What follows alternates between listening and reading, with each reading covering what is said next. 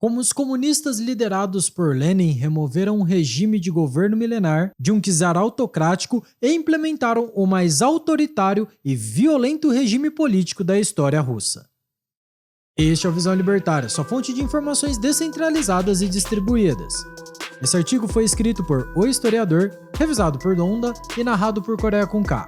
A Rússia foi a terra onde os ideais políticos marxistas foram colocados em prática pela primeira vez na história. O maior país do mundo, em termos de extensão territorial, que abrangia diversas culturas e etnias, foi o palco do grande enredo político e bélico que teve como consequência, após a Guerra Civil Russa, a consolidação de uma ditadura de partido único comunista extremamente sanguinária, que não perdoava nem os ricos e nem os mais pobres. Qualquer dissidente era criminalizado pelo aparato de repressão. Assim, o governo autoritário do czar Nicolau II e outros monarcas seria considerado um paraíso na Terra, perto do novo regime de viés marxista, deixando alguns russos com saudades do antigo rei. A Grande Rússia foi governada por monarcas durante séculos. Uma das principais figuras foi a Imperatriz Catarina, a Grande, que governou quando se iniciou a ascensão do comunismo no século XVIII. A Rússia vivia num modelo de sociedade feudal, um modelo primitivo aos olhos das potências ocidentais, tendo a maior parte da produção econômica como agrária, e estando consideravelmente mais atrasada em desenvolvimento técnico e social do que os países como a Inglaterra e a Alemanha. Era uma sociedade bastante estratificada do ponto de vista rural, e muito diferente da bela Paris, com seu estilo de vida urbano que testemunhava a ascensão da burguesia. Catarina era uma mulher que apreciava a importância da literatura, da tradição e da boa educação. Por isso, começou a apreciar as ideias iluministas que estavam em evidência naquele momento na Europa. Assim, Catarina teve a ideia de levar esse novo conhecimento, visto como modernizador, para sua terra, a Grande Rússia. Usando do arcabouço intelectual de filósofos alemães e franceses, Catarina fundou uma escola de pensamento na Rússia, como o Instituto Smony, com as ideias de Hegel e Voltaire. O que ela fez foi realmente inovador, numa população composta por 80% de servos. Além disso, ela conseguiu fundar universidades e escolas. Esse investimento no sistema de ensino abriria o caminho para o surgimento de uma nova classe de intelectuais. O iluminismo era um pensamento que, apesar de pregar liberdade, tinha um teor bastante revolucionário.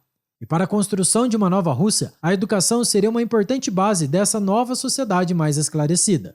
As consequências posteriores dessas políticas educacionais de Catarina seriam totalmente imprevistas para o domínio monarca. Seria o começo de uma nova visão de sociedade, o que mais tarde levaria a uma ruína das principais estruturas do governo russo.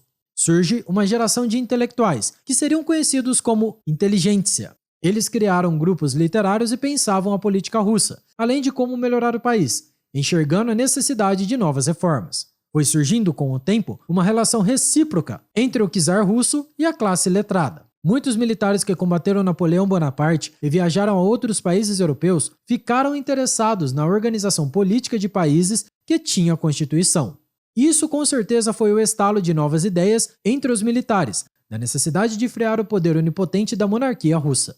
Mas é claro que haveria muita resistência por parte do status quo czarista, que recusava as novas ideias de reformas. E foi assim que se originou grupos clandestinos que pretendiam dar o golpe contra o governo czarista. Era uma época em que os eruditos e acadêmicos russos estavam constantemente importando as ideias dos intelectuais da Europa Ocidental. E eles ensinavam isso para uma nova geração de estudantes na Rússia, que começaram a questionar o poder vigente que governava a Rússia durante séculos. Até mesmo a classe artística foi contaminada com as novas ideias. Fyodor Dostoiévski foi um intelectual que conheceu a teoria do socialismo utópico quando participava de um círculo de estudiosos. No entanto, com o tempo, ele adquiriu uma nova percepção sobre as implicações das políticas socialistas, conseguindo até mesmo prever a tragédia desse modelo político-econômico em suas obras como Os Demônios, no qual falava sobre as mudanças culturais que observava na sociedade russa e o que era necessário para a implementação do socialismo. Eis um trecho de sua obra. Citação: Cícero terá sua língua cortada, Copérnico terá seus olhos arrancados, Shakespeare será apedrejado. Escravos serão obrigados a ser iguais. Nunca houve nem liberdade nem igualdade sem despotismo. Fim da citação. No século XIX, no ápice da Revolução Industrial, os pensadores que flertavam com o socialismo utópico encontraria um pensamento que pregava a guerra de classes como inerente à estrutura econômica capitalista. Foi Karl Marx que defendeu que era necessário o proletário ir à luta, defender seus interesses de classe numa revolução armada. Foram os marxistas quem defendiam uma mudança brusca nas estruturas sociais, na qual colocariam fim na hierarquia e na propriedade privada, e qualquer diferença entre as classes sociais teria fim com o estabelecimento do comunismo. O Estado é um ente de dominação de classe, onde uma classe usa esse instrumento para dominar a outra. Portanto, era necessário que os proletários dominassem o Estado para posteriormente controlarem os burgueses, seus inimigos de classe. Uma nova mentalidade revolucionária baseada na teoria de Marx encontraria ávidos adeptos na inteligentsia russa. No Manifesto do Partido Comunista, Marx e Engels escrevem, citação, toda a sociedade se divide, cada vez mais, em dois grandes campos inimigos, em duas grandes classes diretamente opostas, a burguesia e o proletariado. Fim da citação. Apesar do aumento da insatisfação com o czarismo russo e da propagação de novas ideias, o governo do czar tentava apaziguar os socialistas e liberais com reformas e novos investimentos, que trouxeram algumas mudanças. No entanto, nenhuma das ideias em voga na Rússia defendiam o velho regime czarista. Com a estabilidade trazida pelas novas ideias na Rússia, o czar Alexandre III decidiu restringir o acesso aos estudos e investiu na opressão contra os adversários. Sua política autoritária foi contraproducente, apenas servindo para inflamar os grupos insurgentes, tornando a oposição mais forte ainda. Após o assassinato de seu irmão pelo governo czarista de Alexandre III, Vladimir Lenin, revoltado com o regime, passa a se dedicar cada vez mais à política e encontra a causa revolucionária marxista na obra O Manifesto Comunista. Lenin entende que o mais importante é colocar a teoria na prática. Assim, ele desenvolveu seu pensamento leninista, que objetiva a concretização da Revolução Armada. Com seus discursos inflamados, rapidamente ele ganha uma posição de prestígio e liderança.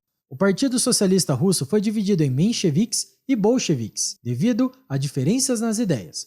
Os bolcheviques acreditavam na Revolução Armada, que deveria acontecer independentemente das circunstâncias, não esperando nenhum amadurecimento da sociedade. Os mencheviques acreditavam que o socialismo estava inviável de ser aplicado na Rússia, por essa ser uma sociedade feudal e atrasada na estrutura de produção econômica, seguindo a teoria socialista em etapas como defendia Marx. E foi nesse contexto que surge a estratégia das tesouras, pois foi muito útil, aos olhos de Lenin, de fazer uma divisão entre os comunistas para fingir uma oposição. Os dois partidos almejavam uma Rússia comunista. Os bolcheviques passaram a ser vistos como radicais, mas os dois partidos queriam derrubar o Império Czarista e criar uma nova Rússia. Lenin conhecia dois homens de importância vital para a causa revolucionária, Leon Trotsky e Joseph Stalin. A nova cúpula do governo bolchevique era formada por Vladimir Lenin, Leon Trotsky e Joseph Stalin, homens que desprezavam a vida, a liberdade e a propriedade privada. Homens com sede de poder e controle, mas que pregavam igualdade social, como todo socialista supostamente bem-intencionado, e um futuro utópico de sociedade ideal e perfeita, onde a propriedade privada, a tradição religiosa e a família burguesa seriam eliminadas em nome do impossível. Eles, de fato, entenderam as obras de Karl Marx e Friedrich Engels, mas como tinham almas fétidas, resolveram colocar em prática a cartilha comunista independentemente das consequências e das mortes que estavam por vir. Foi um evento de importância histórica na Rússia que começou a mudar a maré e a situação do governo czarista de Nicolau II, que estava no poder desde 1894. Após operários de uma fábrica se manifestarem pacificamente por mudanças, no ano de 1905, ao decidirem entregar uma petição ao czar, ocorre uma brutal resposta do regime de Nicolau. Os manifestantes são alvejados a tiros a sangue frio, e aquele episódio passa a ser conhecido como o Domingo Sangrento, marcando o início do século XX na Rússia da pior forma possível. Nicolau nem mesmo estava presente no palácio onde se esperava encontrá-lo. Na neve, milhares de pessoas caíram sangrando na frente do palácio ao serem massacradas pelas balas. Isso acaba sensibilizando a população e tendo efeito adverso ao czar. Muitos que antes tinham certo respeito ao czar passam a vê-lo como um inimigo, um ser insano. Revoltas aumentam e se tornam comuns. Os camponeses invadem as casas da nobreza, Marinheiros realizam motins e as fábricas se tornam os centros dos sovietes. A forma como Nicolau encontrou para suprimir as manifestações foi criar uma Câmara representativa para o povo e uma Constituição que finalmente continha limitações aos poderes do czar. Isso parece funcionar por um tempo. Com os sovietes nas fábricas, que eram colegiados constituídos por operários que regulam a produção de uma região ou indústria, ficou mais fácil a organização política dos operários e também a organização militar com as fábricas de armas. Além das atividades clandestinas nas fábricas que seriam essenciais para a tomada do poder pelos comunistas, o Partido Bolchevique de Lenin conseguiu enormes investimentos vindos da Europa Ocidental e dos Estados Unidos, feito por banqueiros poderosos e influentes como John Rockefeller e Marx Warburg, além de muitos outros. Foi com o início da Primeira Guerra Mundial em 1914 que seria o momento perfeito para as mobilizações internas contra o regime do czar, quando as forças armadas de Nicolau II seriam enfraquecidas e sua popularidade reduziria drasticamente com as sequências de derrotas e crises econômicas. A Rússia se alia à Sérvia, após a Áustria-Hungria ameaçá-la. Mesmo com a fraqueza interna do Império Czarista e de seu exército despreparado, Nicolau decide entrar na guerra a qualquer custo. Isso se provaria o maior erro de sua carreira. A guerra só trouxe prejuízos ao povo russo, e com o agravamento da fome e escassez de recursos, em 1917, novas revoltas tomam as cidades e o imperador fica cada vez mais impopular e fragilizado. Alguns liberais queriam um Estado constitucional com maior representação política e incentivos para o mercado capitalista se instaurar nas terras russas. Por outro lado, a intenção dos comunistas revolucionários era o uso da violência e a tomada do poder. No entanto, os bolcheviques tinham uma estratégia. Entregariam ao governo para os liberais de forma transitória, ao mesmo tempo que radicalizavam os movimentos políticos na Rússia. Uma grande greve paralisa São Petersburgo, em fevereiro de 1917. E com o surgimento de novas e violentas insurreições, a sociedade russa entra num estado caótico no qual o governo não consegue controlar. O governo sem apoio não consegue parar a revolta. Em 15 de março, Nicolau II renuncia ao trono devido à sua falta de governabilidade e aceitação. O novo governo, que substitui o Império Milenar do czar, é composto por uma liderança entre socialistas e liberais. Conhecido como governo provisório, este era a nova autoridade oficial, que objetivava o estabelecimento da Constituição e a tentativa de uma reestruturação do Estado russo. O outro governo era o Soviete de São Petersburgo, composto por delegados escolhidos entre os mencheviques e bolcheviques. Nesse momento de formação de um novo governo, os três nomes principais da Revolução, Lenin, Stalin e Trotsky, já estavam longe da Rússia quando receberam a notícia sobre a deposição do czar. Eles queriam liderar a revolução e rapidamente voltaram para o campo de batalha político que a Rússia tinha se tornado. O soviético, que era comandado por socialistas, estavam pressionando o governo provisório por resultados rápidos que melhorassem a drástica situação de vida do povo, assolados pela miséria, fome e morte. O objetivo de Lenin nesse momento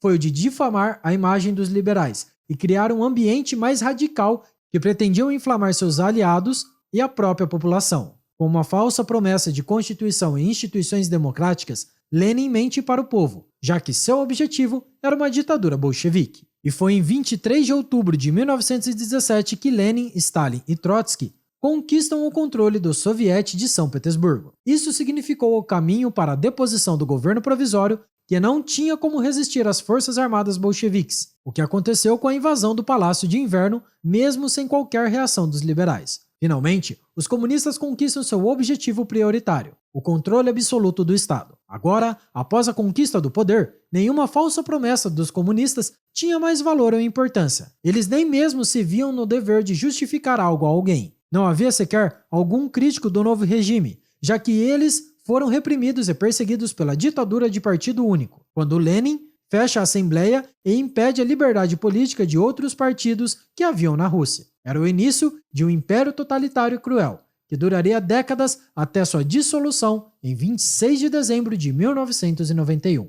Foi com a desculpa de eliminar a suposta exploração capitalista dos trabalhadores que os marxistas prometiam um novo mundo, um futuro utópico, onde as pessoas teriam igualdade econômica e acesso a recursos em abundância, onde todas as injustiças sociais e misérias seriam magicamente abolidas se as pessoas adotassem a receita presente na obra O Manifesto Comunista, que era entregar o poder do aparato estatal para os proletários. Na visão de Karl Marx e Friedrich Engels, para se resolver todos os complexos problemas sociais, basta criar uma ditadura do proletariado, na qual tudo seria propriedade do Estado, os meios de produção e todas as terras.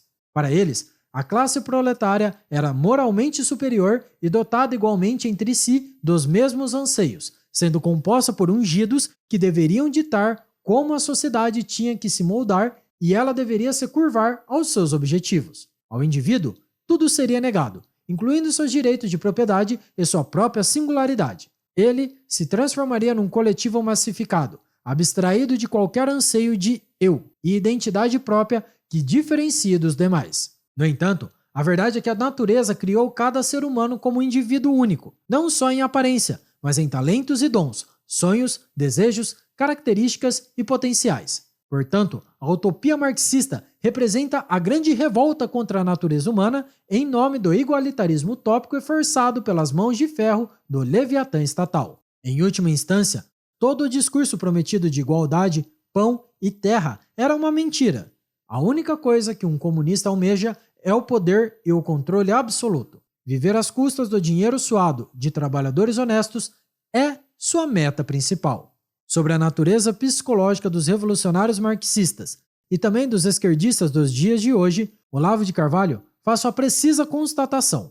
Citação: o revolucionário sente-se membro de uma supra-humanidade ungida, portadora de direitos especiais negadas ao homem comum e até mesmo inacessíveis à sua imaginação. Quando você discute com um esquerdista, ele se apoia amplamente nesses direitos, que você ignora por completo. A regra comum do debate, que você segue à risca, esperando que ele faça o mesmo, é para eles apenas uma cláusula parcial num código mais vasto e complexo, que refere a ele meios de ação incomparavelmente mais flexíveis que aqueles do adversário. Fim da citação. Obrigado pela sua audiência. Se você gostou desse vídeo, e só se você gostou, clique no ícone de curtir abaixo e compartilhe em sua rede social. Agora, se quiser ser notificado de novos vídeos, clique em se inscrever e não se esqueça de clicar no ícone da campainha. Até a próxima e tchau, obrigado!